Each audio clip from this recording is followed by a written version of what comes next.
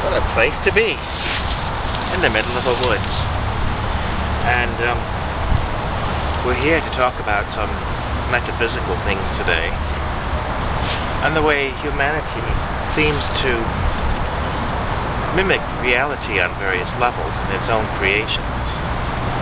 I'm going to be talking a little about computer science and technologies today, and I'm just putting forth some ideas that may or may not be true at all.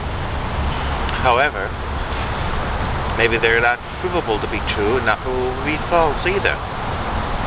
But I'm just putting them forward for some thought food, or food for thought. Well,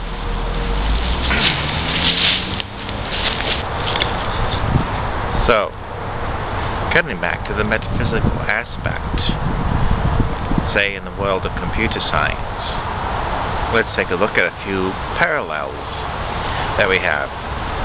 And I'm not preaching to theists, and I'm not preaching to atheists. It's just random thoughts and exploring the concept continuums. So, in computers, people have identities. They call those usernames, and they have passwords which authenticate them to the environment. In there is memory, where things happen. There is storage, where things are kept. And there's rules, which are, in some computers they call it the reference monitor. That everything you do, you say, I want to do this, and the reference monitor says yes or no. It might say no privilege for attempted operation.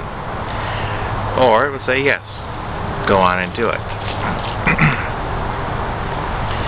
Also in the computer are other background processes that are commonly called demons.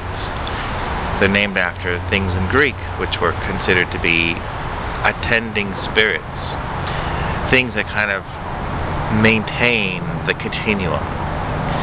And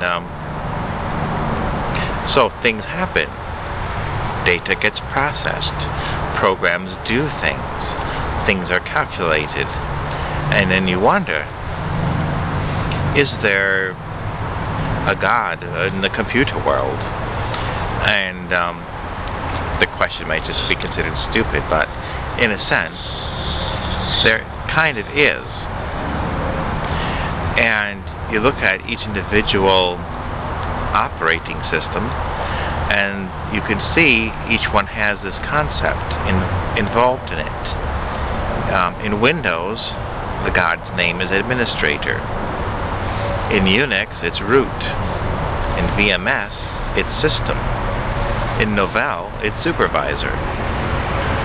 And the thing about that administrator root username is that it can do anything. The reference monitor lets it pass any time.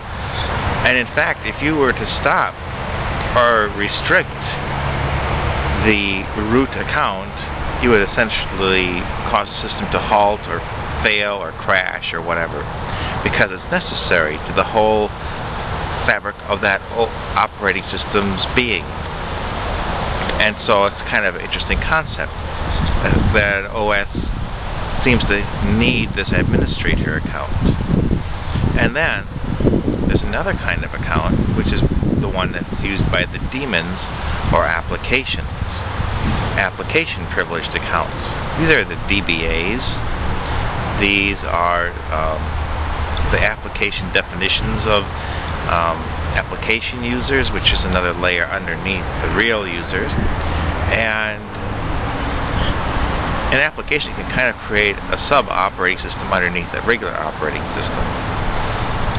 So it makes the container around everything, and it gives everything in that environment certain abilities and goals and things it can or can't do. Now,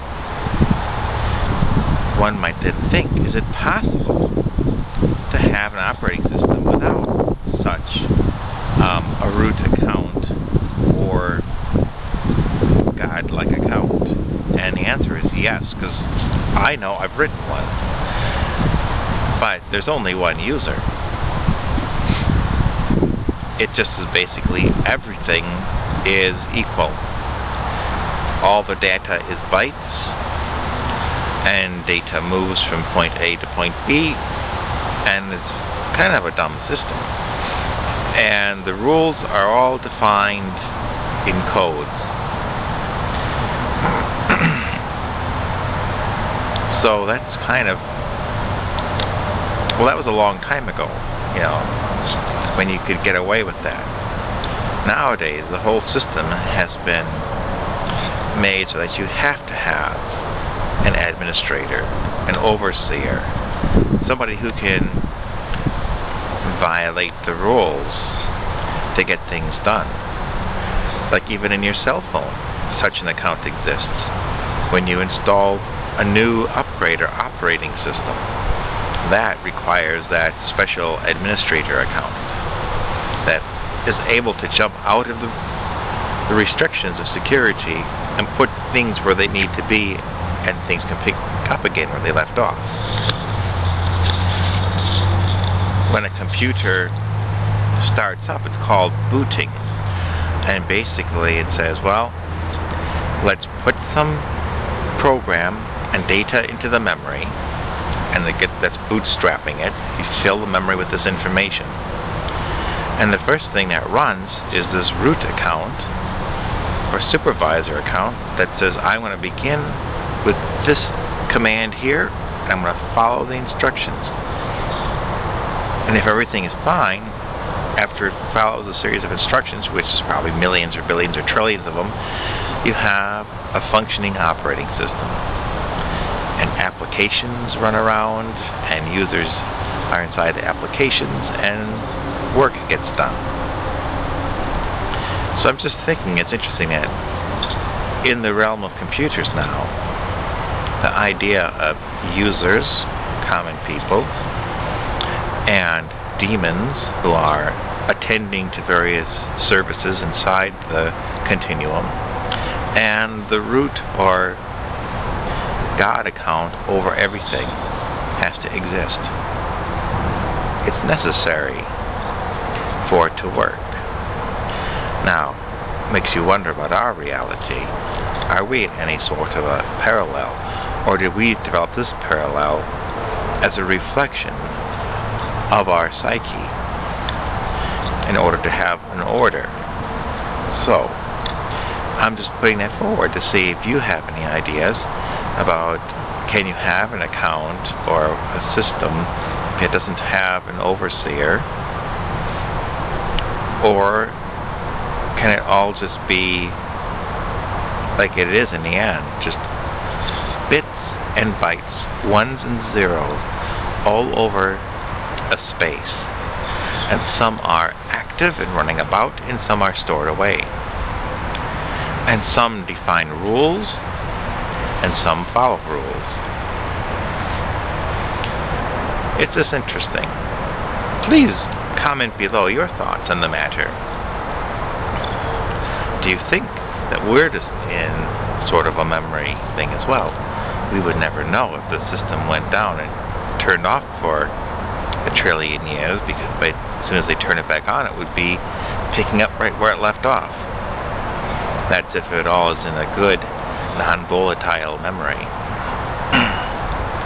And are there any points when you think there might be a crack in the memory, in the fabric? I don't know. Just putting ideas out there for you. So until later, we'll be seeing you.